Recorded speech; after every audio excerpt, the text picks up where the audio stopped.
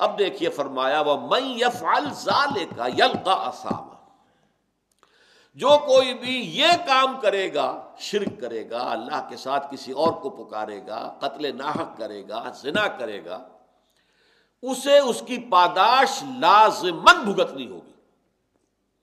یہ گناہ از خود معاف نہیں ہوتے، ان کے لیے آگے آ جائے گا، توبہ کا دروازہ تو کھلا ہے، لیکن یہ خود بخود زائل نہیں ہوں گے، ختم نہیں ہوں گے۔ یلقا اسامہ، وہ اس کی پاداش، اسامہ اسم کا جو نتیجہ نکلنا چاہیے، اسم گناہ کو کہتے ہیں، یہ گناہ ہے تو ان گناہوں کی جو پاداش ہے وہ انہیں مل کر رہے گی۔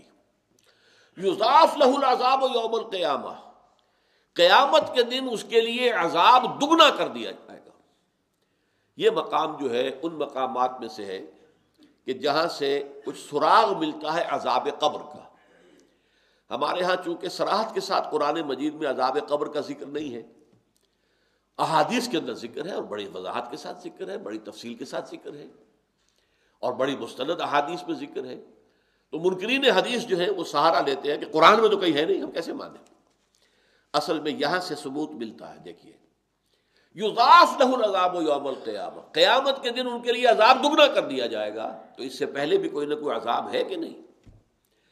عالم برزخ میں بھی عذاب ہے اور ثواب بھی ہے۔ حضور نے فرمایا صلی اللہ علیہ وسلم کہ قبر جو ہے کسی انسان کی، وہ یا جہنم کے گڑھوں میں سے ایک گڑھا ہے اور یا جنت کے باغیچوں میں سے ایک باغیچہ ہے۔ اب اس کی حقیقت کو ہم نہیں جان سکتے، دیکھیے نوٹ کر لیجیے اچھی طرح، پکے اصول کے طور پر گرہ باندھ لیجیے، عالم برزخ اور عالم آخرہ کی کسی بات میں جو کچھ بتا دیا گیا اس سے آگے کھوج کرید مت کریں، اس لیے کہ یہ آیات متشابہات ہیں، ان کی اصل تعویل ہم نہیں جان سکتے۔ یہ عذاب روح کو ہوتا ہے یا جان کو ہوتا ہے یا کس کو ہوتا ہے، جسم کو ہوتا ہے، ہمیں نہیں معلوم۔ یہ ہمارے اس غیب کے پردے سے ماورا باتیں ہیں، اور ہم تو یؤمنون بالغیب میں سے ہیں، وہ لوگ ہیں کہ جو غیب کی باتیں جن کی خبریں دی ہیں اللہ نے، اس کے رسول نے، اس کو مانتے ہیں، لیکن ان میں جو ہے اجمال کے اوپر ہی اکتفا کرنی چاہیے۔ ہمارے ہاں بڑے بڑے جھگڑے، یہ قبر والا سنتا ہے کہ نہیں سنتا، اب اس کے لیے دلیلیں، جو ایک طرف وہ لوگ ہیں جو انکار کرتے ہیں کہ قبر کے اندر مردہ کچھ نہیں سنتا، ان کو کافر قرار دیتے ہیں۔ دیوبند کے مسلک کے لوگوں کے اندر بھی یہ ایک دوسرے کے لیے کفر کے فتوے موجود ہیں کہ جو نہیں مانتا سماع موتا کو وہ کافر ہے، دوسرے کہتے ہیں جو مانتا ہے سماع موتا کو وہ کافر ہے، مردہ کچھ نہیں سنتا۔ اب احادیث میں آتا ہے، احادیث میں تو یہ آتا ہے کہ جب دفن کر کے جاتے ہیں لوگ مردے کو، تو وہ مردہ ان کے قدموں کی چاپ سنتا ہے کہ وہ جا رہے ہیں واپس۔ اسی طریقے سے بہت سی احادیث موجود ہیں۔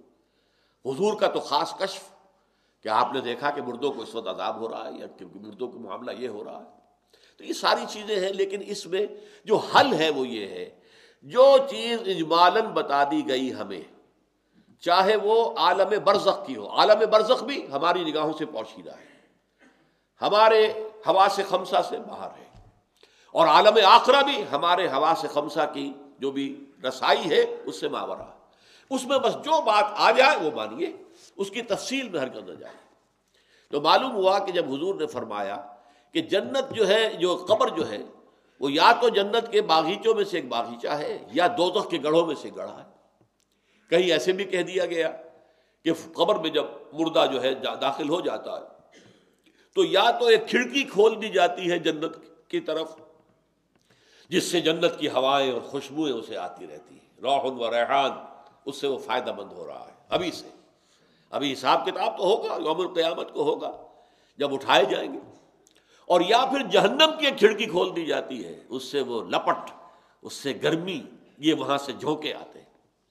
تو ہم صرف اتنا ہی مانیں گے۔ اب یہ روح کو ہے یا جسم کو ہے، یہ عالم برزخ میں قبر پر ہے یا کہیں اور کہیں عالم ارواح کے اندر، واللہ عالم۔ یہ ساری باتیں تو تبھی کھلیں گی جب ہم وہاں جائیں گے، تب حقیقت منکشف ہوگی۔ اس سے پہلے یؤمنون بالغیب ھدی للمتقین الذین یؤمنون بالغیب ویقیمون الصلاۃ ومما رزقناہم ينفقون۔ قرآن مجید کی ہدایت سے استفادے کی شرائط میں سے یہ ہے کہ آپ غیب پر بس ایمان لائیں جو بتا دیا گیا۔ تو فرمایا یضاعف لہ العذاب یوم القیامہ، قیامت کے دن اس کے لیے عذاب دگنا کر دیا جائے، یعنی جب قیامت میں حساب کتاب ہو جائے تب اصل جہنم میں داخلہ ہوگا نا، ابھی تو ایک ہی کھڑکی کھلی تھی نا وہاں سے، وہاں سے وہ گرم ہوا کی لپٹیں آ رہی تھی، وہ سب کچھ تھا، لیکن اب جہنم میں داخلہ ہوگا۔ پہلے ایک کھڑکی ہی تھی کہ جنت سے اس کی خوشبوئیں اور اس کی ٹھنڈی ہوائیں آ رہی تھی، اب جنت میں داخلہ ہوگا۔